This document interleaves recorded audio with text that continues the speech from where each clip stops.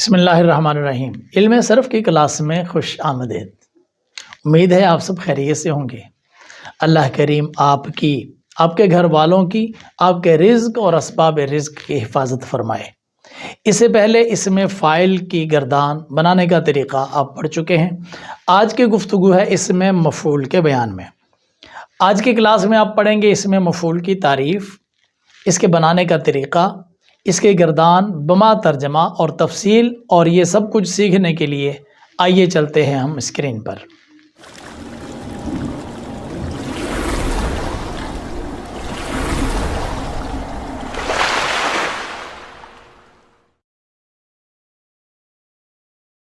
اس میں مفعول وہ اسم ہے جو ایسی چیز پر دلالت کرے جو فاعل کے فعل سے متاثر ہوئی۔ دوسرے لفظ میں کہیں کہ جس پر فاعل کا فعل واقع ہوا، جیسے مارا ہوا، کھایا ہوا، کاٹا ہوا، ستایا ہوا۔ تو مارا ہوا یہ لفظ کس چیز کو ظاہر کر رہے ہیں؟ ایسی چیز کو ظاہر کر رہے ہیں جو چیز کسی مارنے والے کی مار سے متاثر ہوئی۔ کیونکہ کھایا ہوا تو کسی کھانے والے کے کھانے کے فعل سے متاثر ہوئی کوئی چیز۔ تو اس طرح اس میں مفعول کسی ایسی چیز کو ظاہر کرتا ہے جس پر کوئی کام واقع ہوا یا کوئی چیز کسی سے متاثر ہوئی۔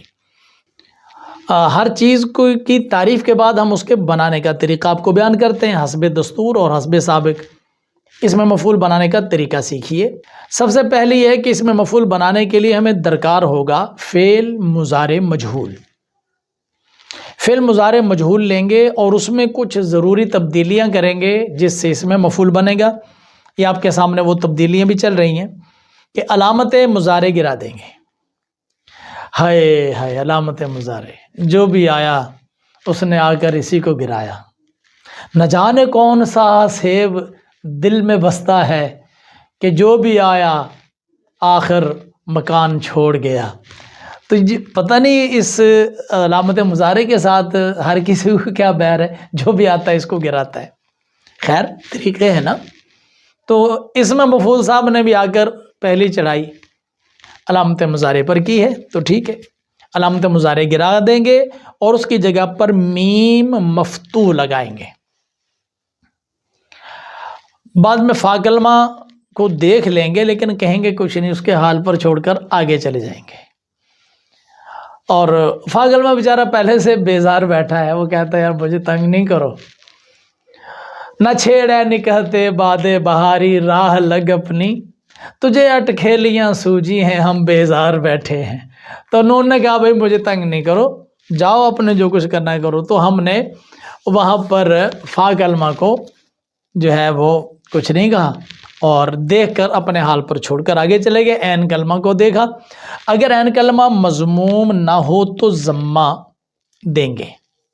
اگر پہلے سے عین کلمہ پر ضمہ ہو تو پھر تو موجیں لگ جائیں گے ہماری، پھر تو ضمہ چاہیے ہمیں، اس میں مفعول بناتے ہوئے ضمہ چاہیے۔ تو اس لیے ہم کیا کریں گے، اگر ضمہ نہ ہو تو ضمہ دے دیں گے۔ پھر کیا کرنا ہے، یہ کرنا ہے عین کلمہ کے بعد واو اپنی طرف سے وہاں لگائیں گے، واو کا اضافہ کریں گے جو پہلے موجود نہیں تھا ہم نے لگایا، اور واو لگانے کے بعد پھر آخر پر جائیں گے لام کلمہ پر۔ فعل مضارع مجہول کا صیغہ لیا ہوا ہے ہم نے جس کے آخر میں ضمہ ہوتا ہے، تو اس ضمہ کو ہٹا کر اس کی جگہ پر تنوین لگائیں گے۔ آپ اب تک سمجھ چکے ہوں گے کہ جب ہم فعل کو لے کر اس سے کوئی اسم بناتے ہیں تو جب اسم بن جاتا ہے تو اس کے اوپر پھر اسم کی نشانی، اسم کا تاج پہنا دیتے ہیں۔ تو اسم کا تاج، اسم کی نشانی تنوین، اور بھی کئی نشانیاں ہیں انشاءاللہ ہم آپ کو پڑھائیں گے۔ ایک نشانی تنوین بھی ہے، اور یہ بھی یہیں سے ہی یاد کر لیں۔ پورے قرآن پاک میں جہاں کہیں آپ کو کسی لفظ کے اوپر تنوین نظر آئے تو سمجھ لیں کہ یہ اسم ہے۔ فعل کے اوپر کبھی تنوین نہیں آتی، تو آخر میں تنوین لگا دیں گے تو وہ اس میں مفعول بن جائے گا۔ چلیں مثالوں سے سمجھتے ہیں۔ ہم نے فعل مضارع مجہول لے لیا، وہ تھا یضرب۔ پہلا کام کیا کیا، علامت مضارع گرا دی۔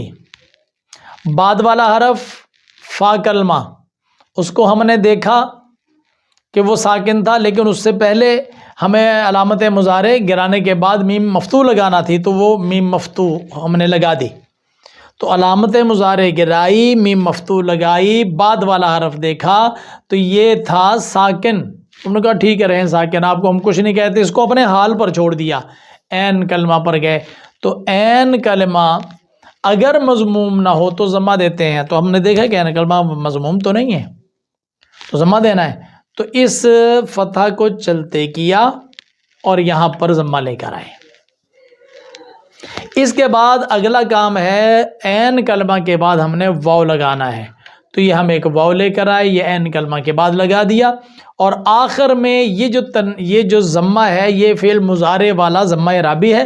ہم بنا رہے ہیں اس میں مفعول اسم بنا رہے ہیں، تو اس ضمہ اعرابی کو بھی کہا کہ آپ بھی جائیں، آپ فعل کی نشانی ہے. ہم اسم بنا رہے ہیں تو ہم نے اسم کی نشانی اپنے لگانی ہے. تو یہ تنوین لگا دی، بن گیا مضروبن بروزن مفعول. تو یہ اسم مفعول کا پہلا صیغہ ہمارے پاس آ گیا.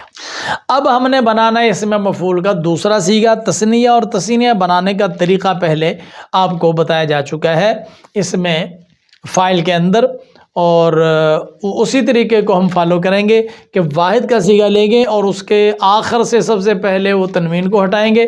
یہ تنوین اس کے آخر میں تھی کیونکہ تنوین کے ہوتے ہوئے کسی اسم کے آخر میں کوئی چیز نہیں لگ سکتی، اس تنوین کو ہم نے ہٹا دیا. اور اب جو الف نون مکسور اور الف کے پیچھے زبر یہ ہم نے لگا دیا تو کیا بن گیا؟ مضروبن سے مضروبانی. یہ اسم مفعول کا تثنیہ کا صیغہ بن گیا. جمع بنانے کے لیے وہی طریقہ جو داربن سے بنایا تھا. سب سے پہلا کام کرنا ہے ہم نے، یہ تنوین ہے، اس تنوین کو ہٹانا ہے. تنوین کو جب ہٹا دیا تو آخر میں وہی واو ساکن نون مفتوح اور واو کا ماقبل مضموم یہ ہم نے لگا دیا تو بن گیا مضروبون. یہ جمع مذکر سالم، واو اور نون کے ساتھ جو جمع بنتی ہے وہ جمع مذکر سالم کہلاتی ہے. اب ہم نے اس میں مفعول کا صیغہ بنانا ہے مؤنث کا. مؤنث کا صیغہ بنانے کے لیے ہمارے پاس کیا چیز ہوتی ہے؟ گولتا. گولتا لگانے کے لیے ہم نے گزارش کی گولتا سے کہ اے گولتا آ جاؤ، ہم نے مضروبن کو جو ہے وہ مؤنث بنانا ہے. تو یہ تا صاحب آ گئیں. جب تا آئیں تو وہ تنوین جس کے ہوتے ہوئے کوئی چیز کسی اسم کے آخر میں نہیں لگ سکتی، ہمیں یہاں سے اس کو اتارنا پڑے گا. لہٰذا یہ جو تنوین ہے ہم نے اس کو یہاں سے اتار لیا اور اس تا کے اوپر رکھ دیا. جب تا کے اوپر رکھ دیا تو یہ جو گول تا ہے نا، یہ اپنی پیچھے اپنی زبر خود لے کر آیا کرتی ہے. ہم نے کہا وہ تا ہے، تارے تا، تیری وہ پیچھے والی زبر کہاں ہے؟ وہ کہتا ہے میرے پاس، یہ آ گئی ہے. وہ ذرا پیچھے رہ گئی تھی نا، اس کو دیر ہو گئی، کہیں رک گئی تھی تو وہ آ گئی. اور اب کیا بن گیا؟ مضروبتن. یہ واحد مؤنث کا صیغہ اسم مفعول کا. ہم نے بنانا ہے تثنیہ مؤنث، تو واحد مؤنث کا صیغہ لے لیں گے. اور تثنیہ بنانے کے لیے وہی چیز جو آپ کو اس صیغے کے آخر میں دکھائی دے رہی ہے. تو پہلا کام ہم نے مضروبتن میں جو ہم نے کرنا ہے وہ دیکھیے کہ یہ ہمارے پاس تنوین ہے، اس تنوین کو ہٹانا ہے، ہٹا دیا. تنوین کو ہٹانا ہے، الف نون کو لگانا ہے، تثنیہ بنانا ہے. تو ہم نے جناب تنوین کو ہٹا دیا، الف نون لگا دیا، تثنیہ بنا لیا. تو یہ دیکھیں کیا بن گیا؟ مضروبتانی. سبحان اللہ، کتنے مزے سے اب صیغے بننا شروع ہو گئے. اب ہم نے اس سے بنانا ہے جمع مؤنث سالم کا صیغہ. تو داربتن سے دارباتن جیسے بنایا تھا کہ ہمارے پاس جمع مؤنث سالم بنانے کے لیے ایک لفظ الف اور تا موجود ہے. جب اس کو لگاتے ہیں تو پھر واحد والی جو پہلے سے ایک مؤنث بنانے کے لیے تا آئی ہوتی ہے نا، ہم اس کو کہتے ہیں تم بھی جاؤ، تنوین بھی جائے، دونوں ہی جائیں. تو یہاں پر یہ تھی ہمارے پاس تا اور اس کے اوپر تنوین. نام تنوین رکھ سکتے ہیں کیونکہ اس کے ہوتے ہوئے کوئی ساتھ جڑ نہیں سکتا. تا اس لیے نہیں رکھ سکتے کہ اب یہ مؤنث کی نشانی تھی، تو اب جو چیز ہم لگا رہے ہیں اس کے پاس اپنی مؤنث کی نشانی ہے، تو اس لیے اس مؤنث کی نشانی کو کہا کہ آپ تو جائیں. تو یہ چلی گئی.